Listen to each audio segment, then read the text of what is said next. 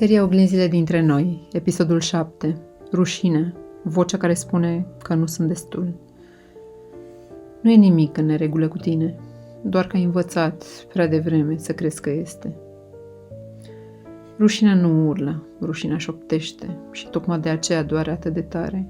Nu vine ca o acuzație din afară, vine din colțurile cele mai intime ale minții și inimii tale, spunându-ți: nu ești destul de bun, cine ai fi tu să ceri asta? Dacă ar ști ceilalți cum ești cu adevărat, te respingi.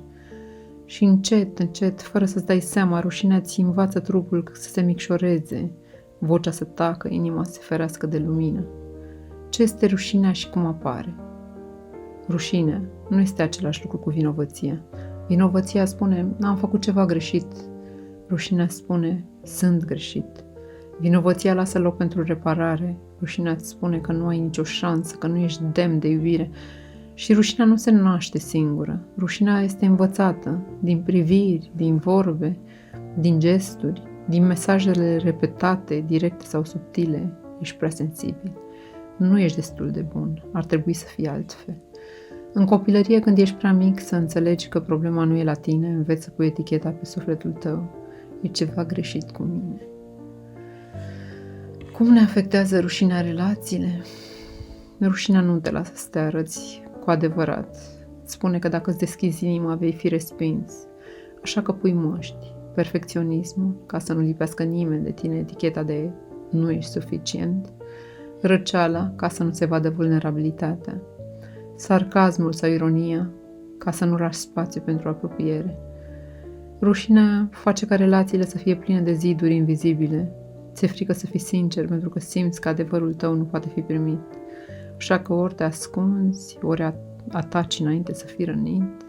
Și uneori din rușine nici măcar nu mai ceri ce ai nevoie, pentru că vocea din tine spune: cine ai fi tu să ceri? Nu meriți. Rădăcinile rușinii. Rușinea își are rădăcinile adânc în ceea ce am primit și n-am primit în copilărie. Ești prea gălăgios, nu mai plânge, doar copiii răsfățați plâng. De ce nu ești ca fratele tău? Rușine să-ți fie. Fiecare astfel de mesaj auzit iar și iar s-a așezat ca o rană în suflet. Și copilul care ai fost a tras concluzia: nu e bine să fiu așa cum sunt. Iar rușinea transmisă din generație în generație, rușinea colectivă, adâncește rana. Să nu faci de râs familia, să nu îndrăznești prea mult, să nu te arăți prea slab.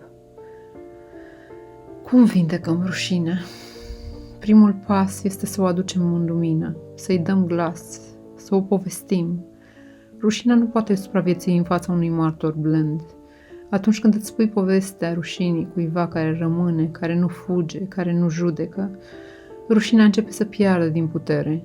Vindecarea începe când spui: mi-a fost rușine să cer, mi-a fost rușine să arăt cât doare, mi-a fost rușine să recunosc cât de tare mi-am dorit să fiu ales. Și când vocea aspră dinăuntru începe să se audă, în schimb, alte cuvinte: ești binevenit așa cum ești. Ce simți are loc aici. Nu trebuie să fii altfel ca să meriți iubire. Rușinea nu se dizolvă prin pedeapsă, rușinea se dizolvă prin compasiune, prin blândețe, prin martori care rămân. Întrebări de reflecție. Ce parte din mine cred că nu merită să fie văzută? Care sunt cuvintele care mi s-au spus și pe care încă le port ca pe o etichetă? Dacă aș vorbi cu copilul care am fost, ce i-aș spune acum? Unde încă mă ascund de frică să nu fiu judecat?